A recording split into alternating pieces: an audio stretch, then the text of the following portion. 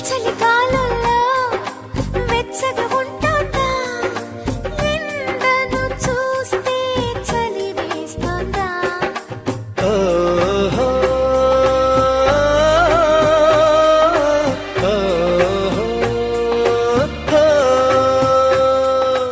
ఎదురుగా నువ్వున్నా విరహం పుడుతోంది ఏ నిజమైన కలగా ఉంది విసుగేతో కలిగింది దిగులేతో పెరిగింది అసలేతో జరిగింది మతి కాస్త పోయింది